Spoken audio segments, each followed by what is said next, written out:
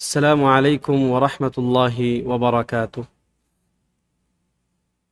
بسم الله والحمد لله والصلاة والسلام على رسول الله أما بعد. সম্মানিত উপস্থিতি, মাদখাল ইলা উলুমি শরিয়াহ এই কিতাবের একটি গুরুত্বপূর্ণ অধ্যায় আদাবু তালিবুল ইলম মা আম্মাতিন নাস, এই অধ্যায়ের একেবারে শেষ পর্যায়ে আমরা এখন আছি।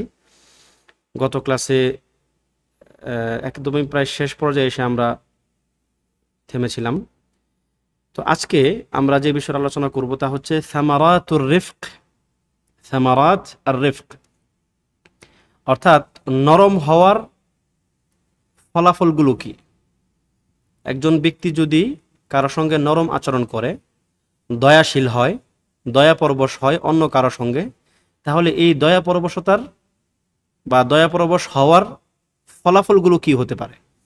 এই ক্ষেত্রে লেখক এখানে বলছেন যে ইন্নালির রিফকি সামারাতিন আযীমাহ, নরম হওয়া, দয়াশীল হওয়া, দয়াপরবশ হওয়া এর অনেক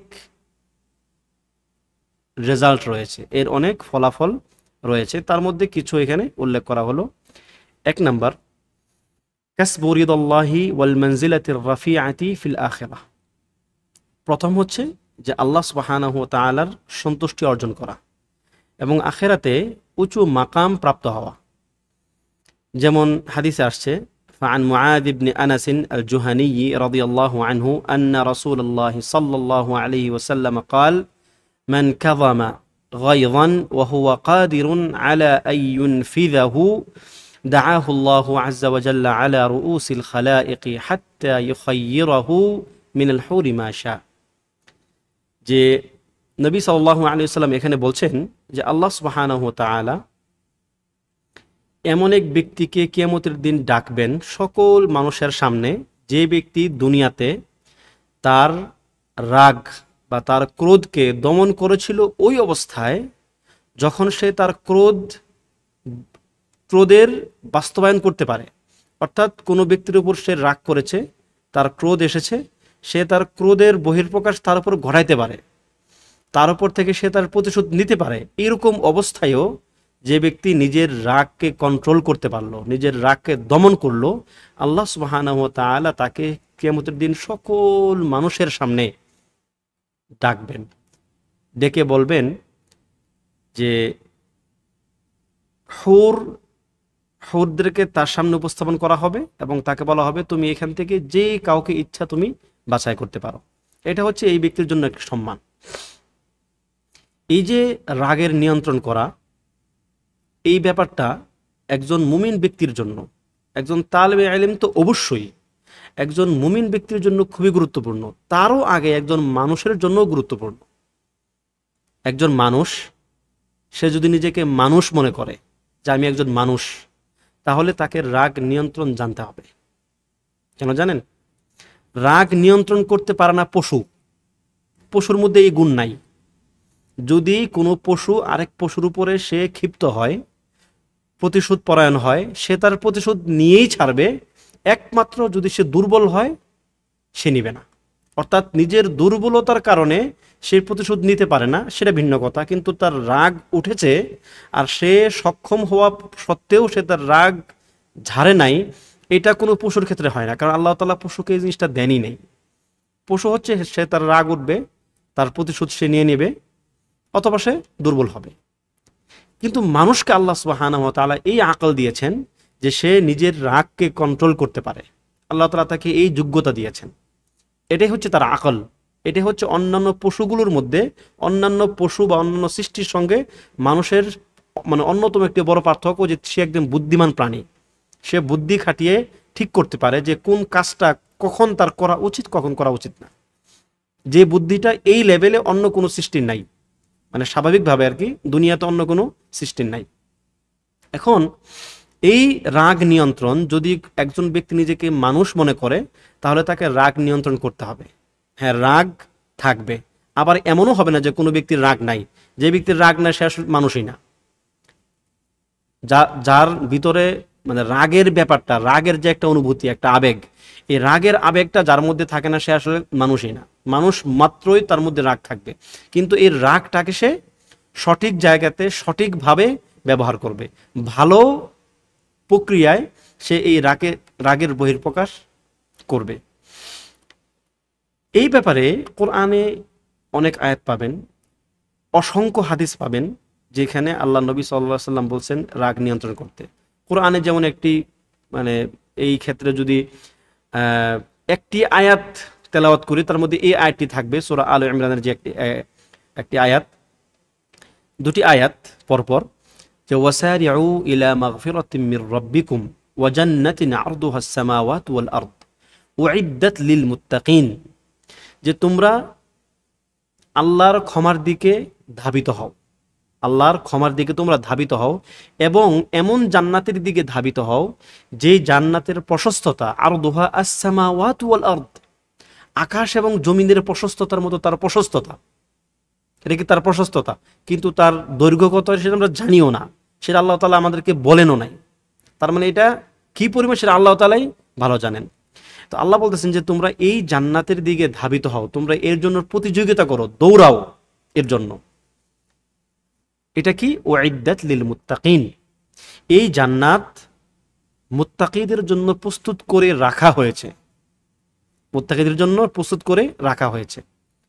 এবার আল্লাহ সুবহানাহু ওয়া তাআলা পরের আয়াতে মুত্তাকিদের গুণ কি কি আছে, একজন মুত্তাকি পরহেজগার মানুষ তার কি কি গুণ থাকা দরকার, তিনি এটা এবার এর পরের আয়াতে বলছেন, আল্লাযীনা ইউনফিকুনা ফিস সাররাই ওয়াদ দাররা, যারা তাদের অর্থ, কষ্টে অর্জিত অর্থ ব্যয় করে ভালো সময় এবং খারাপ সময়। অর্থাৎ সে যখন তার অর্থনৈতিক অবস্থা সচ্ছল তখনও সে দান করে, সে যখন অসচ্ছল তখনও সে দান করে।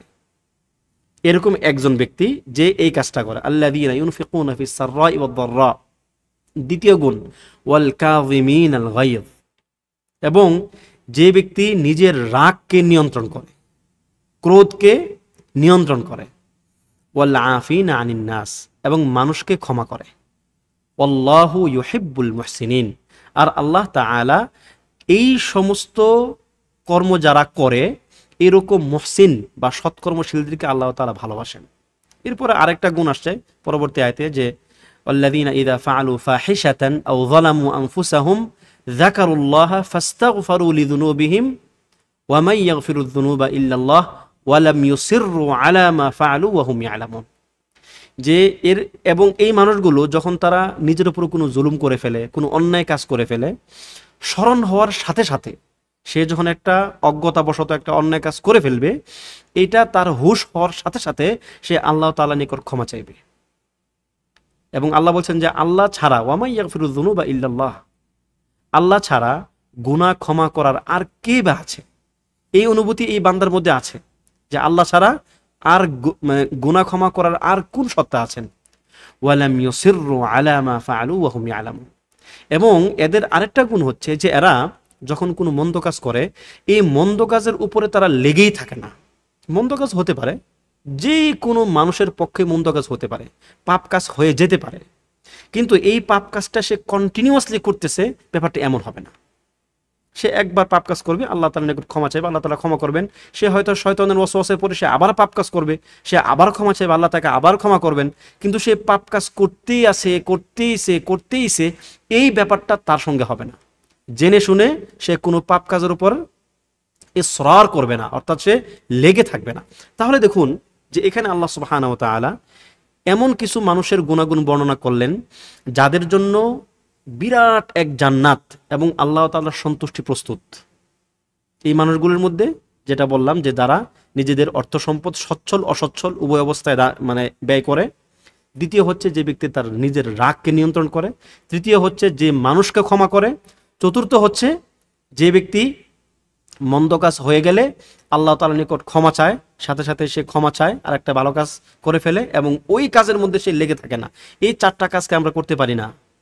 এই চারটা কাজ যদি আমরা একটু সচেতন হই, যদি আপনি আজকে থেকে পরিকল্পনা করেন যে এই চারটা কাজ আমি আগামী 5 মাসের মধ্যে বা আগামী 6 মাসের মধ্যে আমি আমার নিজের অভ্যাসের মধ্যে নিয়ে আসবো, বিশ্বাস করেন ওয়াল্লাহি আপনি যদি মন থেকে চান, আল্লাহ আপনাকে সাহায্য করবেন। আল্লাহ আপনাকে সাহায্য করবেন। নিজের রাগকে নিয়ন্ত্রণ করতে শিখেন, মানুষকে ক্ষমা করতে শিখেন। আপনি যদি অন্য কারো বেলায় নিজের রাগকে নিয়ন্ত্রণ করেন, আপনি যদি অন্য কাউকে ক্ষমা করেন, আল্লাহ সুবহানাহু ওয়া তাআলা অন্যদের মনও আপনার প্রতি এমন করে দিবে যে তারাও আপনার ব্যাপারে রাগ নিয়ন্ত্রণ করবে এবং তারাও আপনার কোনো অপরাধ হলে, অন্যায় হলে তারা ক্ষমা করবে। যে ব্যক্তি নিজে ক্ষমা করতে পারে না সে ক্ষমার যোগ্য না। যে ব্যক্তি নিজে ক্ষমা করতে পারে না সে ক্ষমার যোগ্য না। কোরআনে এরকম অনেক আয়াত পাবেন, সূরার মধ্যে আসছে, সূরা আল ইমরানের মধ্যে আসছে, এরকম অনেক আয়াতে আসছে যে মুমিন ব্যক্তি এই কাজগুলো তাকে করতেই হবে। এই কাজগুলো না করলে আসলে সে অন্যদের থেকে নিজেকে আলাদা একটা যে পর্যায় সেখানে সে নিতে পারবে না। এরপরে হাদিসে আসছে যে তোমাদের মধ্যে ওই ব্যক্তি সেরা না যে ব্যক্তি মল্লযুদ্ধে বিজয়ী হয়। ধরেন দুইজন ব্যক্তি পরস্পর সরাসরি যুদ্ধ লিপ্ত হবে, এমন অবস্থায় যে দুইজনই জানবে যে যে কোনো একজন এখন মারা যাবে, যে কোনো একজন না মরার আগ পর্যন্ত বা নিহত হওয়ার আগ পর্যন্ত এই যুদ্ধ থামবে না। এরকম অবস্থায় নিশ্চিত জেনে যে দুইজন ব্যক্তি যুদ্ধে লিপ্ত হয়, আপনি চিন্তা করেন তারা কতটা বীর, তারা কতটা সাহসী। তারা কিন্তু অনেক সাহসী মানুষ। কিন্তু নবী সাল্লাল্লাহু আলাইহি ওয়াসাল্লাম বললেন যে এদের চেয়ে বেশি সাহসী কে জানেন? মান তামাল্লাকা নাফসাহু ইনদাল গাদাব, যে ব্যক্তি রাগের সময়, ক্রোধের সময় নিজের নাফসকে নিয়ন্ত্রণ করতে পারে, যে নিজেকে কন্ট্রোল করতে পারে, যে রাগ উঠলেই একে ঝাড়তে হবে, এর বহির্প্রকাশ ঘটাতে হবে, ব্যাপারটা এমন না, বরং সে নিজেকে সে কন্ট্রোল করে। এবং এই ব্যাপারটা আসলে আপনার শুধুমাত্র যে মানে জমিনের নিচে এবং আসমানের উপরে অর্থাৎ আখিরাতে যে এর ভালো সুফল তা কিন্তু না, বরং আপনার জীবনে আপনি এর সুফল পাবেন। আর যদি বিপরীত হয়, যদি আপনি নিজের রাগকে নিয়ন্ত্রণ করতে না পারেন, আপনার জীবনে আপনার যে কুফল সেটা আপনি পাবেন। এরকম অনেক মানুষ দেখবেন রাগের মাথায় মানে একদম উন্মাদ হয়ে গিয়ে এমন সব সিদ্ধান্ত নেয় যে সিদ্ধান্ত শুধু তার না, তার জীবন তো ক্ষতিগ্রস্ত করে, অন্যান্য মানুষের জীবন ক্ষতিগ্রস্ত করে, কখনো কখনো তার পরবর্তী প্রজন্ম তাদের জীবনও ক্ষতিগ্রস্ত করে। একমাত্র কি রাগের মুহূর্তে সে সিদ্ধান্ত নেয়, রাগের অবস্থায় সে নিজেকে কন্ট্রোল করতে না পেরে একটা কথা বা একটা কাজ সে করে ফেলে। এই জন্যই হাদিসে আসছে যে যখন আপনার রাগ হবে, আপনি যখন রাগ অনুভব করবেন কারোর প্রতি এবং মনে করবেন যে এই রাগটা আপনার নিয়ন্ত্রণের বাইরে চলে যাচ্ছে, আপনি সাথে সাথে আপনার অবস্থা পরিবর্তন করবেন। যদি দাঁড়িয়ে থাকেন বসে পড়বেন, বসা থাকলে শুয়ে পড়বেন। কারণ রাগ হচ্ছে এমন একটা জিনিস, সে আপনাকে উপরে নিয়ে যাবে। সে কি আপনার রক্তচাপ বাড়িয়ে দিবে, সে আপনাকে সামনে গিয়ে কিছু করার মানে একদমই কিছু করার সে আপনাকে করবে, উদ্বুদ্ধ করবে। কিন্তু আপনি একটু নিজেকে নিচে নিয়ে আসবেন, দাঁড়ায় থাকলে বসবেন, বসা থাকলে শুয়ে পড়বেন। এরপর যদি দেখেন যে আপনার রাগ কন্ট্রোল হচ্ছে না, আপনি গিয়ে ওযু করবেন। রাগ হচ্ছে শরীরের ভিতরে এক ধরনের উষ্ণতা, আপনার রক্ত গরম হয়ে যায়, গিয়ে ওযু করেন, আপনার শরীরের বিভিন্ন অংশ যখন পানি লাগবে সেই জিনিসটা ঠান্ডা হয়ে যাবে। তার মানে এরপরে যদি আপনার তাও দেখেন যে আপনি ওরকম নিয়ন্ত্রণ করতে পারতেছেন না, আপনি এবার সালাতে দাঁড়িয়ে যান। তাহলে হাদিসে এতগুলো সমাধান কেন আসলো? যে এরপরেও যেন আপনি আপনার রাগের বহিঃপ্রকাশ ওই মুহূর্তে না করেন, এরপরেও যেন আপনি হুট করে যেন কোনো একটা কাজ আপনি না করে বসেন। এই জন্য এক ব্যক্তি নবী সাল্লাল্লাহু আলাইহি ওয়াসাল্লামের কাছে এসে বলল, ইয়া রাসূলুল্লাহ আউসিনি, আপনি আমাকে উপদেশ দেন, নসিহত করেন। তিনি বললেন লা তাগদাব, তুমি রাগ করো না। তিনি বললেন আউসিনি, সে আবার বলল, তিনি বললেন লা তাগদাব। তো হাদিসে আসছে ফারাদ্দাদা মিরারান, ওই ব্যক্তি এরপরে সে চাচ্ছিল যে আরো কিছু বলুক, শুধু রাগ করবো না, হ্যাঁ এটা তো একটা ভালো নসিহত, কিন্তু আমি তো আরো চাই। ফারাদ্দাদা মিরারান, সে বারবার বলতে লাগলো আউসিনি, আপনি আমাকে আরো বেশি নসিহত করুন। আর নবী সাল্লাল্লাহু আলাইহি ওয়াসাল্লাম প্রত্যেকবারই তাকে বললেন যে লা তাগদাব, তুমি রাগ করবে না। তাহলে একজন ব্যক্তি দূর থেকে আসলো, তিনি নবী সাল্লাল্লাহু আলাইহি ওয়াসাল্লাম জানেন যে এটা এমন একটা ট্রিটমেন্ট, রাগ নিয়ন্ত্রণ করা বা রাগ না করা, যে এই ট্রিটমেন্টটা মানুষের জীবনের অনেকগুলো দিককে নিয়ন্ত্রণ করে এবং অনেকগুলো দিকের উপর তার প্রভাব আছে। যদি আপনি নিজের রাগ নিয়ন্ত্রণ করতে পারেন, দেখবেন আপনার জীবনের অনেক অনেক ব্যাপার সুন্দর, সহজ এবং নর্মাল হয়ে যাবে। আপনি একটু চিন্তা করে দেখেন, আপনার জীবনে আপনি কত মানুষকে হারিয়েছেন শুধুমাত্র আপনার অতিরিক্ত রাগের জন্য। আপনার মেজাজ অতিরিক্ত উগ্র, এই জন্য আপনি আপনার কত বন্ধুকে আপনি হারিয়েছেন, আপনার কত শুভাকাঙ্ক্ষীকে আপনি হারিয়েছেন। আপনি একটু মানে একা একা চিন্তা করে দেখবেন যে আমাদের প্রত্যেকের জীবনে কম বেশি এরকম ঘটনা আছে যে আমি বদমেজাজি, আমার মেজাজ গরম খিটখিটে, এই জন্য আমি অনেক ভালো মানুষকে আমি হারিয়ে ফেলেছি। এরকম ঘটনা আমাদের প্রত্যেকের জীবনে হয়তো কম বেশি আছে। এই জন্য আমরা জীবন থেকে শিক্ষা নিই, রাগকে নিয়ন্ত্রণ করতে শিখি, মানুষকে ক্ষমা করতে শিখি। আল্লাহ তাআলা আমাদের ব্যাপারে তার রাগকে নিয়ন্ত্রণ করবেন। তিনি আমাদের ব্যাপারে তার ক্রোধ, তার যে গজব, তার যে রাগ, সেই রাগকে তিনি প্রশমিত করবেন এবং তিনি আমাদেরকে ক্ষমা করবেন। আল্লাহ তাআলা আমাদেরকে সেই তৌফিক দান করুন, আমিন। এরপর লেখক দ্বিতীয় যে সামারা রিফকের, নরম হওয়ার, দয়াশীল হওয়ার দ্বিতীয় সামারা তিনি উল্লেখ করছেন যে তারবিয়াতুন নাফসি ওয়া তারওয়িদিহা আলা হুসনিল খুলুক। এই রাগ নিয়ন্ত্রণের মাধ্যমে বা দুঃখিত এই যে রিফক, এই দয়াশীল হওয়ার মাধ্যমে ব্যক্তি তার নাফসকে তারবিয়ত করে, সে তার নাফসকে গঠন করে এবং উত্তম চরিত্রে সে নিজেকে ভূষিত করে। ওয়াহুয়া মিন আসবাবিল কুরবি মিনান নবী সাল্লাল্লাহু আলাইহি ওয়াসাল্লাম ফিল আখিরাহ। এবং এই যে দয়াশীল হওয়া, নরম স্বভাবের হওয়া, এই ব্যাপারটি আখিরাতে নবী সাল্লাল্লাহু আলাইহি ওয়াসাল্লামের কাছাকাছি থাকার একটি মাধ্যম। নবী সাল্লাল্লাহু আলাইহি ওয়াসাল্লামের খুব কাছে থাকার একটি মাধ্যম হচ্ছে এটি। যেমন তিনি বলেন, ইন্না মিন আহাব্বিকুম ইলাইয়া ওয়া আকরাবিকুম মিন্নি মাজলিসান ইয়াউমাল কিয়ামাতি আহাসিনাকুম আখলাকা।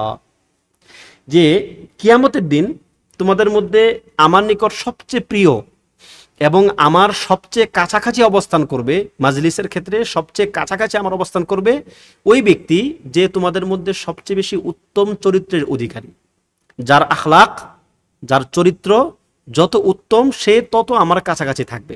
আর উত্তম চরিত্রের একটা গুরুত্বপূর্ণ দিক হলো কি? রিফক, আপনি নরম হবেন।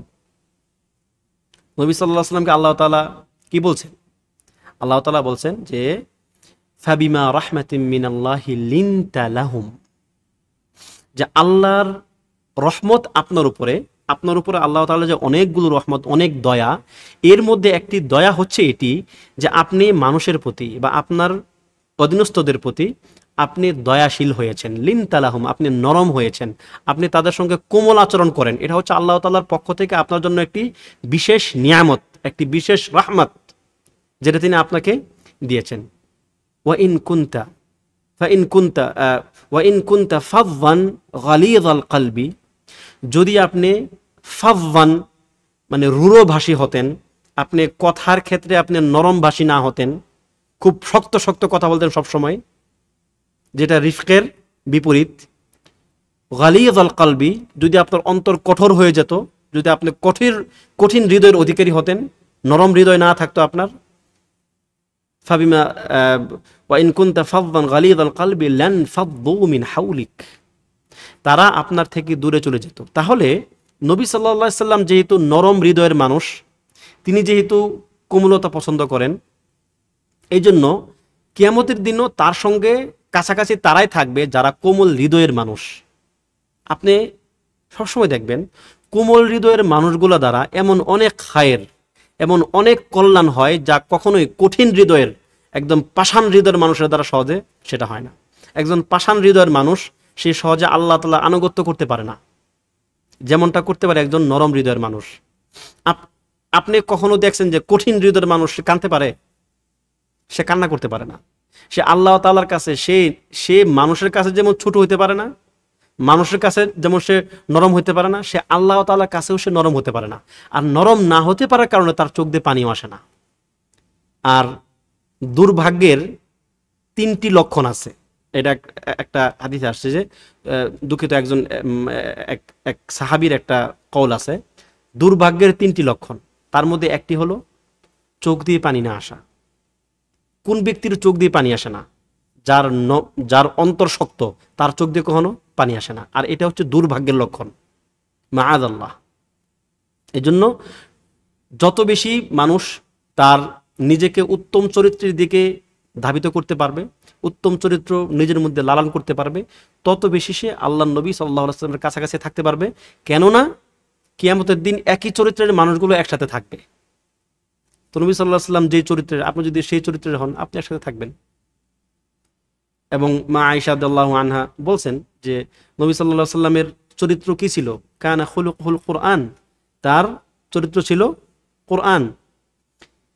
এরপরে 3 নাম্বার যে ফলাফল তা হলো কাসবুল হুসুম, বিবাদ মিটে যাবে। আপনার সঙ্গে যদি কোনো ব্যক্তির বিবাদ থাকে, আপনি যদি নরম হৃদয়ের অধিকারী হন, আপনি যদি নরম কথা বলতে পারেন, তাহলে আপনার সেই বিবাদ মিটে যাবে। এখন আমার প্রশ্ন হচ্ছে, এটা একটা প্রশ্ন আমার মনে আসলো একটা প্রশ্ন, আপনারা প্রত্যেকে নিজ নিজ উত্তর দিবেন। আপনি যখন কারোর সঙ্গে ঝগড়া করেন, যখন আপনার সঙ্গে কারো বিবাদ বাঁধে, আপনার মনের প্রাণের ইচ্ছা কি হয়? যে তার সঙ্গে আপনার ঝগড়াটা কন্টিনিউ হতে হোক, মানে তার সঙ্গে আপনার ঝগড়াটা চলতে থাকুক।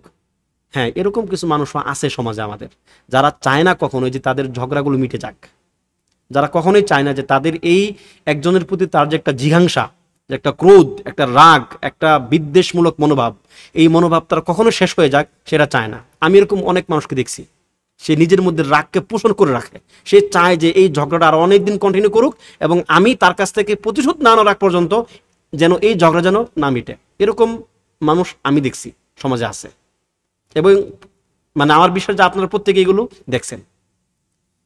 কিন্তু আপনি কি এরকম? আপনি কি চান যে আপনার সঙ্গে যদি কারো বিবাদ থাকে, এই বিবাদ কখনোই না মিটুক? যদি আপনি সেরকম হয়ে থাকেন, আল্লাহর নিকট ক্ষমা চান, কারণ আপনি ভালো মানুষ না। এই দোষটা যার মধ্যে থাকবে, সে অ্যাটলিস্ট ভালো মানুষ না। রাগ, ক্রোধ, মানুষের সঙ্গে ঝগড়া বিবাদ, এইগুলোর ক্ষেত্রে মানুষ 3 প্রকারের হয়ে থাকে। একটা জিনিস একটু খেয়াল করেন। আমি আজকের আলোচনাটা আমার কাছে খুব গুরুত্বপূর্ণ মনে হয়েছে, এই জন্য আমি হয়তো একটু লম্বা করব, মানে প্রত্যেকটা পয়েন্টে আমাকে মাফ করবেন। এক ধরনের মানুষ যার রাগ খুব দ্রুত উঠে, দ্রুত চলে যায়, দ্রুত উঠে, দ্রুত নেমে যায়। দ্বিতীয় প্রকার মানুষ, রাগ সহজে উঠে না, কিন্তু উঠলে মানে সহজে যায় না। এটা কি দ্বিতীয় প্রকার। তৃতীয় প্রকার হচ্ছে রাগ খুব সহজে উঠে কিন্তু সহজে যায় না। এই প্রকার মানুষ হচ্ছে সবচেয়ে নিকৃষ্ট, যাদের রাগ খুব সহজে ওঠে আর সহজে ওই রাগ যাইতে চায় না। আর চতুর্থ প্রকার মানুষ যারা সবচেয়ে ভালো, তারা হচ্ছে তাদের সহজে রাগ উঠে না, আর রাগ উঠলেও খুব দ্রুত সেটা পড়ে যায়। তাহলে এই 4 প্রকার মানুষ সমাজে আছে। আমি আবারও বলছি, দ্রুত রাগ উঠে, দ্রুত যায়, ঠিক আছে? এটা তুলনামূলক ভালো আর কি। দ্রুত যায় এটা তার ভালো গুণ, কিন্তু দ্রুত রাগ ওঠে এটা তার একটা খারাপ গুণ, একটা খারাপ দোষ। দ্রুত মানে রাগ দ্রুত উঠে না, কিন্তু উঠলে সহজে যায় না, এটাও তার মধ্যে খারাপই আছে, যে তার সহজে তার রাগ যায় না। কিন্তু তার ভালো দিকটা কি, যে তার সহজে তার রাগ ওঠে না। তাকে একটু নিজের সঙ্গে মুআলাজা করতে হবে, একটু নিজেকে একটু ট্রিটমেন্ট করতে হবে, যে তার জন্য রাগটা যেন দ্রুত পড়ে যায়। তৃতীয় সবচেয়ে নিকৃষ্ট প্রাণী, যার রাগ দ্রুত উঠে আর সহজে যায় না। সে হুট করে কোনো একটা কাজে রাগ করে ফেলে, আর এই রাগটা সে দীর্ঘদিন ধরে রাখে। এরকমও মানুষ আছে, 30 বছর সে রাগ ধরে রাখছে। 30 বছর সে ওই রাগ তার মাথায় আছে, যে অমুকে আমার সঙ্গে 30 বছর আগে মন্দ কাজ করেছিল, সে 30 বছর পরে হলেও সে তার প্রতিশোধ নিছে। এরকম অনেক ঘটনা আছে। আর সবচেয়ে ভালো ব্যক্তি হলো এটা, যে তার সহজে রাগ উঠবে না। যদি কোনো কারণে রাগ উঠে যায়, সে খুব সহজেই সেটাকে কন্ট্রোল করতে পারে। আল্লাহ তাআলা আমাদেরকে এই প্রকার মানুষের অন্তর্ভুক্ত করুন, যে এই যে হুসুম, ঝগড়া বিবাদ, এই প্রকার ব্যক্তি দ্রুত মিটাই ফেলতে চায়, যে যা ঠিক আছে, যা হয়েছে হয়েছে, সেটা শেষ হয়ে যাক। তো এই যদি আপনি দয়াশীল হন, নরম মানুষ হন, তাহলে এই প্রকার উপকার আপনি পাবেন, যে আপনার ঝগড়াগুলো খুব দ্রুত মিটে যাবে। যেমন আল্লাহ সুবহানাহু ওয়া তাআলা এখানে বলছেন, ইদফা বিল্লাতি হিয়া আহসান ফাইযাল্লাযী বাইনাকা ওয়া বাইনাহু আদাওয়াতুন কাআন্নাহু ওয়ালিয়্যুন হামীম। যে তুমি ভালো দ্বারা মন্দকে প্রতিহত করো। তোমার সঙ্গে কেউ মন্দ আচরণ করেছে, তুমি তাকে ভালো দ্বারা সেটার প্রতিহত করো। মন্দের বিপরীতে মন্দ দেওয়া যাবে না, মন্দের বিপরীতে মন্দ দেওয়া যাবে না, এটা মুসলমানের কাজ না। মুসলমান সবসময় যদি তার প্রতি কেউ অন্যায় আচরণ করে, সে অন্যায় আচরণের প্রেক্ষিতে সে একটা অন্যায় আচরণ দিয়ে সেটাকে সে প্রতিহত করবে না। কোরআনে সূরা মাইদার মধ্যে 2টা আয়াত আসছে, 2 নম্বর আয়াত এবং 7 নম্বর আয়াত। দেখবেন আল্লাহ তাআলা বলছেন যে ওয়ালা ইয়াজরিমান্নাকুম শানাআনু কওমিন আন সাদ্দুকুম আনিল মাসজিদিল হারাম আন তা'তাদু। যে একটি গোষ্ঠী মক্কার কাফেররা তোমাদেরকে মসজিদে হারামে ঢুকতে দেয় নাই বা মসজিদে হারাম থেকে তোমাদেরকে বাধা দিয়েছে, তারা অবশ্যই এই কাজটা একটা খারাপ কাজ করছে, কোনো সন্দেহ নাই। যারা আল্লাহ তাআলার ঘরগুলো থেকে মানুষকে বাধা দেয় তারা নিকৃষ্ট প্রাণী এই সমাজের, তারা নিশ্চয়ই একটা খারাপ কাজ করছে। কিন্তু এই খারাপ কাজ যেন তোমাদেরকে তাদের প্রতি বাড়াবাড়ি করতে উৎসাহিত না করে। সুবহানাল্লাহ, এরা ইসলাম। আপনার সঙ্গে কেউ মন্দ কাজ করবে, হ্যাঁ আপনি তার মন্দের প্রতিবাদ করবেন, প্রতিহত করবেন একটা ভালো দিয়ে। আপনি তার মন্দের প্রতিবাদটা বা মন্দ কাজের যে রাদ, যে উত্তর, সেটা আপনি আরেকটা নিকৃষ্ট মন্দ কাজ দিয়ে আপনি করতে পারবেন না। এরকম অবস্থায়ও আল্লাহ তাআলা বলতেছেন মুসলিমদেরকে যে তোমরা তাদের প্রতি অন্যায় করবে এই জন্য যে তারা তোমাদেরকে মসজিদে হারাম থেকে বাধা দিছে, এই কাজটা তোমরা করবে না, এটা তোমাদের জন্য করা ঠিক হবে না। এবং একই সূরার 7 নম্বর আয়াতে আল্লাহ তাআলা বলতেছেন ওয়ালা ইয়াজরিমান্নাকুম শানাআনু কওমিন আলা আল্লা তা'দিলু। শুধু যে আপনি অন্যায় কাজ করবেন না তা কিন্তু না, কোন গোষ্ঠীর প্রতি তোমাদের রাগ, তোমাদের এটাকে কি বলে, শানাআন মানে হচ্ছে কারো প্রতি আপনার ক্রোধ, রাগ, এই খারাপ মনোভাব যেন তোমাদেরকে আদল থেকে বিরত না রাখে। আপনি তো তার প্রতি অন্যায় আচরণ করবেনই না, বরং তার প্রতি আপনাকে আদল করতে হবে, তার প্রতি আপনাকে ইনসাফ করতে হবে। সে যদি আপনার কাছে কোনো হক পায়, আপনি তাকে তার সে হক আপনাকে ফিরে দিতে হবে। এটা হচ্ছে ইসলাম। অন্যায় তো করতে পারবেনই না, উল্টা তার প্রতি আপনার ন্যায়সঙ্গত আচরণ করতে হবে, যেটা ন্যায় সেটাই। হ্যাঁ, আপনি ক্ষতিগ্রস্ত হয়েছেন, আপনি ক্ষতির যে আপনার এটাকে কি বলে, ক্ষতির যে ক্ষতিপূরণ আপনি সেটা নেন, সেটা ইনসাফ। কিন্তু তার প্রতি আপনি কোনো অন্যায় আচরণ করতে পারবেন না, সে কাফের হলেও না। তো এই কথাটা এখানে বলা হলো যে তুমি ইদফা বিল্লাতি হিয়া আহসান, যেটা মন্দকে তুমি ভালো দ্বারা বা ন্যায়সঙ্গত আচরণ দ্বারা প্রতিহত করো। ফাইদাল্লাযী বাইনাকা ওয়া বাইনাহু আদাওয়াতুন কাআন্নাহু ওয়ালিয়্যুন হামীম। এই কাজটা যদি তুমি করতে পারো, মন্দকে ভালো দ্বারা যদি তুমি যদি প্রতিহত করতে পারো, তাহলে দেখবে যে যার সঙ্গে তোমার শত্রুতা আছে সে তোমার অন্তরঙ্গ বন্ধু হয়ে যাবে। এই যে হামিম মানে কি, ওয়ালিয়্যুন হামীম মানে কি, শুধু ওয়ালি না, শুধু বন্ধু না, বরং অন্তরঙ্গ বন্ধু। দেখা যাবে যে এই ব্যক্তির সঙ্গে তোমার পরবর্তী জীবনে এমন সব ঘটনা ঘটতেছে যেটা তোমার আর কারোর সঙ্গেই ঘটে নাই, এমন ভালো কিছু তোমার সঙ্গে তার ঘটতেছে। এবং এই ব্যাপারটাও আমি আশা করি আপনাদের প্রত্যেকেরই জীবনে আপনারা এগুলো দেখছেন, যে কারোর সঙ্গে একটা মন্দের বিপরীতে ভালো করলে তারা আপনার প্রতি কিরকম এর রিটার্নটা দেয় সমাজের মধ্যে। তো এই জন্য এই 3-4টা বিষয় যেখানে এখন লেখক এখানে উল্লেখ করলেন, সামারাতুর রিফক, এগুলো হচ্ছে আপনার বাস্তব জীবনে প্রতিনিয়ত আপনি এগুলো ফিল করবেন, আপনি এর রেজাল্টটা দেখতে পাবেন সমাজের মধ্যে, আপনার নিজের মধ্যে, আপনার বন্ধুর মধ্যে, আপনার পরিবারের মধ্যে। এখানে অধ্যায় হচ্ছে যে সাধারণ মানুষের সঙ্গে আপনি কিরকম আচরণ করবেন। আপনি একজন তালেবে ইলম, আপনি ইলম অর্জন করতেছেন, কেন করতেছেন? নিজের ঘরের মধ্যে গিয়ে নিজের এই কম্বলের নিচে শুয়ে শুয়ে আপনি ইলম চর্চা করবেন না, এই জন্য আপনি শিখতেছেন না ইলম। যদি আপনি এই জন্য ইলম শিখেন, তাহলে আপনি ইলম অর্জনের নিয়তটা আপনি চেঞ্জ করে ফেলেন, তাহলে আপনার নিয়ত ঠিক নাই বা নিয়তের মধ্যে আপনার ভুল আছে। আপনাকে ইলম শিখতে হবে এই জন্য, অবশ্যই আল্লাহ তাআলার সন্তুষ্টি, তারপর হচ্ছে যে জাহালাত দূর করার জন্য, সমাজে আল্লাহ সুবহানাহু ওয়া তাআলার বিধান প্রতিষ্ঠা করার জন্য, মানুষের মধ্য থেকে তারা যে বিষয়গুলো জানে না তাদের অজ্ঞতা দূর করার জন্য, শরীয়তে মুহাম্মদীকে রক্ষা করার জন্য। তো এই কাজগুলো আপনি কেমনে করবেন? মানুষের সঙ্গে না মিশে।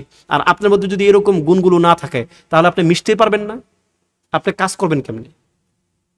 মানুষ দায়ীর কথা থেকে যতটুকু না প্রভাবিত হয়, তার চেয়ে বেশি প্রভাবিত হয় তার আচরণ থেকে, তার চাহনি থেকে, তার ভাবভঙ্গি থেকে, সে যে হাঁটে ওই হাঁটা থেকে। তো এই জন্য জরুরি হচ্ছে যে আপনি এই ব্যাপারগুলো নিজের মধ্যে লালন করতে হবে ইনশাআল্লাহ, যাতে করে আপনি দায়ী হিসাবে একজন সফল দায়ী হতে পারেন। এরকম অনেক মানুষ আছে দেখবেন যে সফল বাবা, সফল শিক্ষক, সফল মানে এমপ্লয়ি, কিন্তু দায়ী হিসাবে সে সফল না। আবার বিপরীতটাও আছে যে সে খুব ভালো দায়ী, কিন্তু বাবা হিসাবে সে খুবই জঘন্য, স্বামী হিসাবে সে খুবই জঘন্য, সন্তান হিসাবে সে একদমই পচা। তাহলে একজন ব্যক্তিকে চেষ্টা করতে হবে যে এই যে স্বাভাবিক যে মানদণ্ডগুলো আছে, এই মানদণ্ডগুলোতে আপনাকে উত্তীর্ণ হতে হবে। যদি আপনি একজন ভালো মানুষ, তারপরে একজন ভালো মুমিন হতে চান, আল্লাহ তাআলা আমাদেরকে সেই তৌফিক দান করুন, আমিন। এরপরে এখানে লেখক খোলাসা মুহিম্মা, প্রত্যেক অধ্যায়ের পরে দেখবেন যে লেখক এখানে একটা সারসংক্ষেপ দিয়ে দেন, গুরুত্বপূর্ণ সারসংক্ষেপ, যেটা আপনি এই অধ্যায় থেকে শিখবেন। তা হলো তালিবুল ইলম ইয়াজিবু আন ইউআমিলান নাসা বিআখলাকিল কুরআন।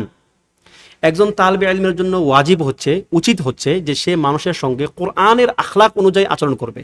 আর তা হলো কি, কেননা নবী সাল্লাল্লাহু আলাইহি সাল্লামের কানা খুলুকুল কোরআন, কেননা নবী সাল্লাল্লাহু আলাইহি সাল্লামের চরিত্রই ছিল হচ্ছে কোরআন। আপনি যদি ওয়ারাসাতুল আম্বিয়া, নবীগণের উত্তরসূরি নিজেদেরকে দাবি করেন, আপনি যদি একজন আলিম তালিবে ইলম হন যারা সমাজ পরিবর্তন করবে, তারা আগে নিজেদের ভিতরটাকে পরিবর্তন করতে হবে। নিজের ভিতর থেকে যে জানোয়ারের যে অভ্যাসগুলো আছে, এই রাগ, ক্রোধ, মানে প্রতিশোধ, মানুষকে ক্ষমা করতে না পারা, মানুষের সঙ্গে মানে উল্টাপাল্টা আচরণ করা, চরিত্র খারাপ করা, এই ব্যাপারগুলো থেকে নিজেকে আগে মুক্ত থাকতে হবে। তারপরে আপনি একজন আলেম হবেন, এরপরে আপনি দায়ী হয়ে মানুষকে পরিবর্তন করবেন। দ্বিতীয় যেটা খোলাসা, তা হলো আলা তালিবিল ইলমি আন ইউহসিনা তাআমুলা মা'আন নাসি কাফা। একজন তালিবে ইলমের জন্য উচিত সকল মানুষের সঙ্গে সে ভালো আচরণ করবে। আল মুহসিনি ওয়াল মুসি, আল মুওয়াফিকি ওয়াল মুখালিফ, যে তার সঙ্গে ভালো আচরণ করে তার সঙ্গেও, যে তার সঙ্গে মন্দ আচরণ করে তার সঙ্গেও, যে তার পক্ষের লোক তার সঙ্গেও, যে তার বিপক্ষের লোক তার সঙ্গেও।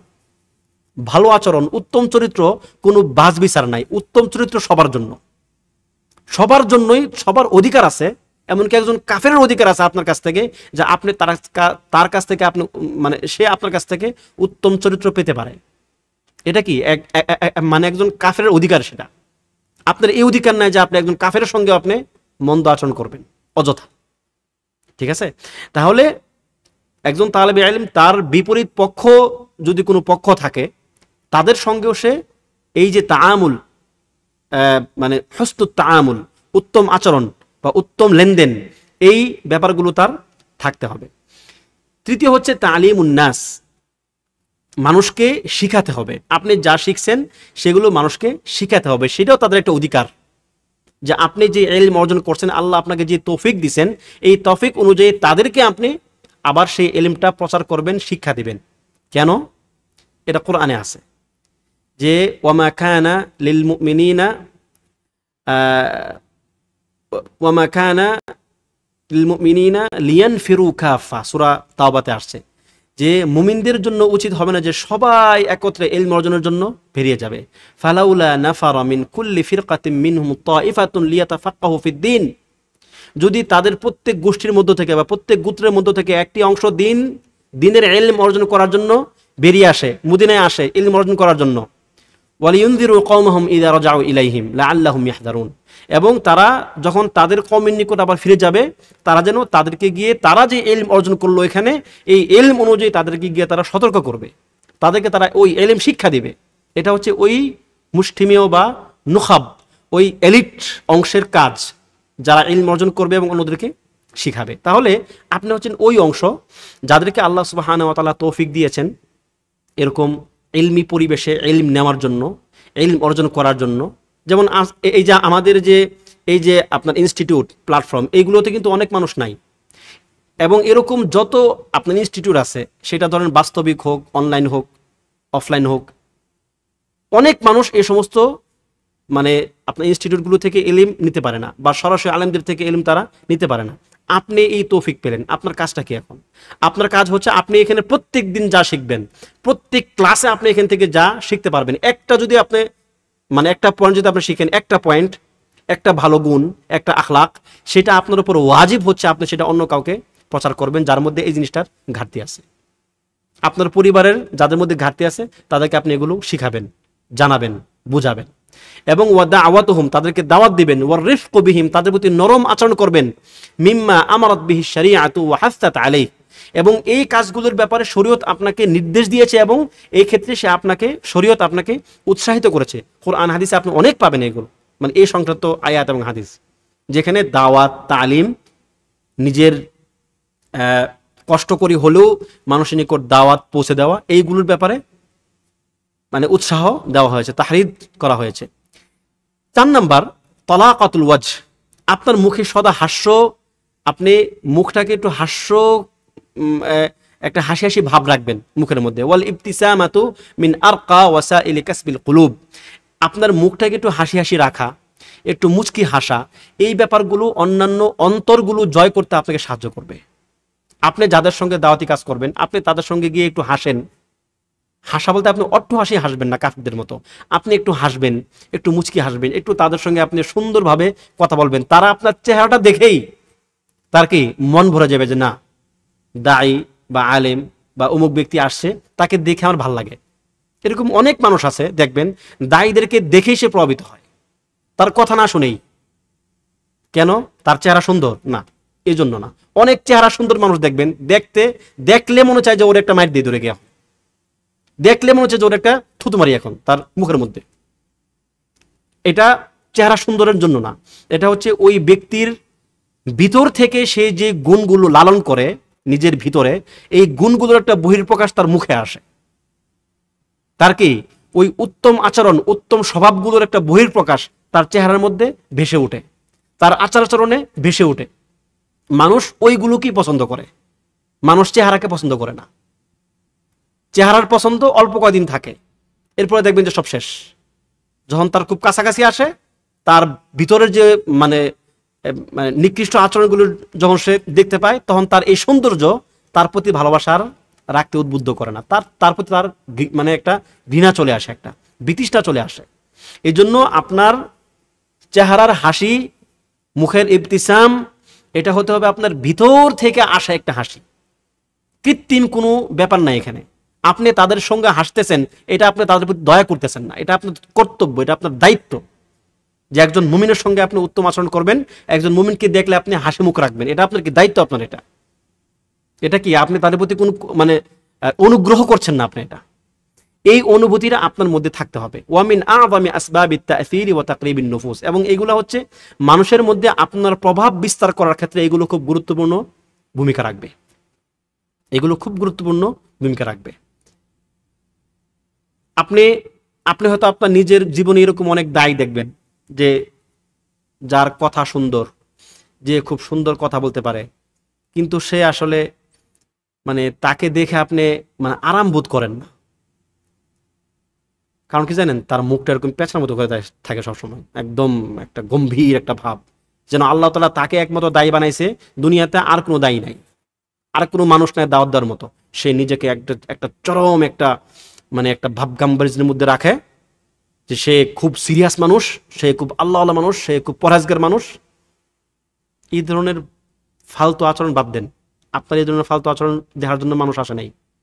আল্লাহ নবী সাল্লাল্লাহু আলাইহি ওয়াসাল্লাম আপনার চেয়ে অনেক বেশি পরহেজগার ছিলেন, তিনি আপনার চেয়ে অনেক বেশি তাকওয়াবান ছিলেন, তিনিও হাসতেন, তিনি মানুষের সঙ্গে উত্তম আচরণ করতেন, তিনি মানুষকে দেখলে তার চেহারা কি মলিন হয়ে আসতো, তিনি বাচ্চাদের সঙ্গে খেলতেন, তাকে মদিনার মধ্যে বাচ্চারা তাকে হাত ধরে পুরা মদিনা নিয়ে ঘুরতো, বাচ্চারা। এই সাহস মানুষ কার কাছ থেকে পায়? যার দিক থেকে মানুষ নিরাপদ থাকে, যে না তার আচরণ ভালো, তিনি খুব নরম স্বভাবের মানুষ, এই ধরনের মানুষগুলো থেকে মানুষ এই ধরনের মানে আউটপুটগুলো পায়। তো আপনি কোন জায়গার কোন ছাড় যে আপনি একজন দায়ী হয়ে একদম বিরাট আপনি একজন হয়ে গেছেন, যে আপনি এখন আর মানুষের সঙ্গে মানে আপনি তাদের দিকে ফিরে তাকান না। দায়ীদের আরেকটা মানে দেখেন, দায়ীদেরকে কোন কোন বিষয়গুলো খেয়াল রাখতে হয়। আপনাকে কেউ একজন ডাক দিল, আপনি তার দিকে মানে এমনি ফিরবেন না, শুধু চেহারা দিবেন না, পুরা দেহটা ঘুরায় তার দিকে তাকাবেন। নবী সাল্লাল্লাহু আলাইহি ওয়াসাল্লাম কারো দিকে শুধু চেহারা মুখ করে তাকাতেন না, তিনি পুরো পরিপূর্ণ তার মানে শরীরটা তিনি ঘুরাই দিতেন, যেন সে বুঝে যে আপনি তাকে গুরুত্ব দিচ্ছেন, আপনি পরিপূর্ণটা আপনি তাকে দিয়ে দিচ্ছেন, সেজন্য এটা বুঝে। আমার এই এই অল্প কয়েকদিন আগে আমার একজন শায়েখ, সরাসরি শায়েখ আমার, আল্লাহ তাআলা তাকে উত্তম জাযা দান করুন, তার কাছ থেকে আমরা অনেক কিছু শিখি আলহামদুলিল্লাহ। সবচেয়ে যে বড় জিনিসটা শিখি তার কাছ থেকে তা হচ্ছে আদব। উনি বলতেছেন মানে এই অঞ্চলের একজন অনেক বড় একজন শেখ, শেখ সালেহ আল খুরাইসি, শেখ সালেহ আল খুরাইসি, তিনি ইন্তেকাল করেছেন বেশ কয়েক বছর আগে আর কি। তিনি এই যেই উস্তাদ যে আমার কাছে আমাদের এই ঘটনাটা বলতেছেন, উনি বললেন যে উনি যখন প্রথম এই এলাকায় আসেন, এসে তখনও তিনি ওরকম মানে তালেবে ইলম না, মানে মাদ্রাসায় যান আসে যান নর্মাল আর কি, 14-15 বছরের একটা ছেলে, ওরকম তখনও ইলম অর্জনের জন্য তিনি আলাদা করে কোনো সময় দেন না, মাদ্রাসার স্বাভাবিক পড়াশোনাগুলো করেন তিনি। তো তিনি শুনলেন যে অমুক জায়গাতে, মানে তিনি এলাকাতে নতুন আসছেন, ওই একটা মসজিদে একটা দার্স হয়, তিনি মাগরিবের পরে নামাজ পড়ে সেখানে গিয়ে বসেন, দেখলেন যে এই শায়েখ দার্স দিচ্ছে ভালো। তো তার কাছে একটা প্রশ্ন জাগলো হঠাৎ করেই, তো তিনি কিন্তু প্রশ্নটা করতেও তার একটু সাহস হলো না যে তিনি তাকে প্রশ্ন করবেন, কারণ তিনি ওরকমভাবে শায়েখ মাশায়েখদেরকে তিনি তো মানে কখনো ওইভাবে কাছ থেকে দেখেন নাই। তো একদিন সাহস করে তার কাছাকাছি গেলেন যে শায়েখ আমার একটা কথা আছে, মানে দার্স কিন্তু চলতেছে, দার্স চলতেছে তার। ওই শায়েখ যখন মানে আমাদের যিনি শায়েখ, ইনি যখন তার কাছে গেলেন, তিনি তার দিকে পরিপূর্ণ ঘুরে বসলেন যে হ্যাঁ বলো এবার। বললেন যে শায়েখ আমার এই বিষয়টা একটু জানা ছিল। বলছে ঠিক আছে, তাহলে তুমি আমার পরে তাকে তিনি যা বলার বলছেন। পরের দিন আবার সেম ঘটনা, আবার সেমভাবে তিনি পরিপূর্ণ ঘুরে তিনি তার দিকে বসছেন।